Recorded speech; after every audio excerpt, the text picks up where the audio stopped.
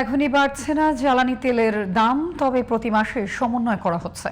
মঙ্গলবার জাতীয় সংসদকে বিদ্যুৎ, জ্বালানি ও খনিজ সম্পদ মন্ত্রী ইকবাল হাসান মাহমুদ টুকু আরও জানিয়েছেন, জ্বালানি তেলের অবৈধ মজুদ রোধে সারা দেশে ভ্রাম্যমাণ আদালত পরিচালিত হচ্ছে।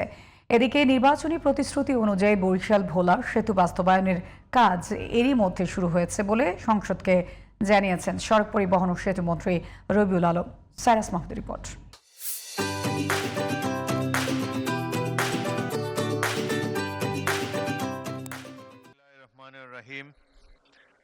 ইরান এবং যুক্তরাষ্ট্র ও ইসরায়েলের পাল্টাপাল্টি হামলার কারণে ক্রমেই অশান্ত হয়ে উঠছে মধ্যপ্রাচ্য পরিস্থিতি, যার প্রভাব পড়েছে জ্বালানির উপর। আর দেশের মোট জ্বালানির ৮০% আসে মধ্যপ্রাচ্য থেকে। উদ্ভূত পরিস্থিতিতে বিকল্প উৎস থেকে জ্বালানির চাহিদা মেটানোর চেষ্টা করছে সরকার। মঙ্গলবার এ বিষয়ে সংসদকে অবহিত করেন বিদ্যুৎ, জ্বালানি ও খনিজ সম্পদ মন্ত্রী ইকবাল হাসান মাহমুদ।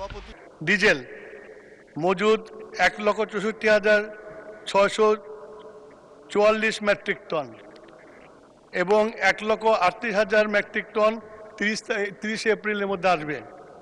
অকটিন ১০,৫০০ টন, ৭১,৪৪৩ টন এপ্রিলের মধ্যে জাহাজ আসবে। পেট্রোল ১৬,০০০ টন, ৩৬,০০০ টন আপনার এপ্রিলের মধ্যে আসবে। জ্বালানি তেলের দাম বাড়বে কিনা এমন প্রশ্নের জবাবে মন্ত্রী জানান, প্রতি মাসেই দাম সমন্বয় করা হচ্ছে। গত মাসের সমন্বয় করে আমরা দাম বাড়াই নাই। আগামী মাসে আমরা দামের উপরে কাজ করছি। কাজ করে যদি সমন্বয় করে দেখা যায় যে দাম বৃদ্ধি করা এখনই প্রয়োজন, তাহলে আমরা ইনশাল্লাহ আলোচনা করে ক্যাবিনেটে নিয়ে তারপরে মূল্য বৃদ্ধি করার চিন্তা করব। ভোলা সেতু নিয়ে সরকারের পরিকল্পনা জানতে চান সরকার দলীয় জোটের সংসদ সদস্য আন্দালিব রহমান পার্থ।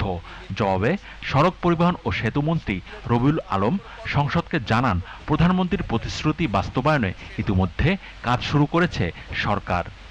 আমাদের আগামী অর্থ বছরে যেহেতু অননুমোদিত পরিকল্প হিসাবে এডিপিতে রাখা হয়েছে সবুজ পাতায়, আমরা আশা করছি এই প্রক্রিয়াগুলি সম্পন্ন করে দ্রুততম সময়ের মধ্যে করার সম্ভাব্য বা শুরু করার সম্ভাব্য তারিখ জানাতে সক্ষম হব।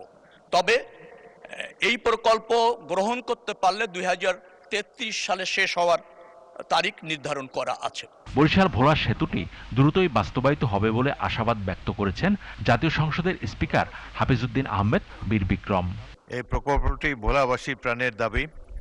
ভোলা এই দেশের সবচাইতে সমৃদ্ধ একটি জেলা, যেখানে গ্যাসের বিপুল রিজার্ভ রয়েছে। আমরা আশা করব যে বর্তমান জনপ্রিয় সরকার আরো দ্রুত প্রকল্পটি বাস্তবায়ন করার জন্য উদ্যোগ গ্রহণ করবে। Cyrus Mahmud, GTV news, Dhaka.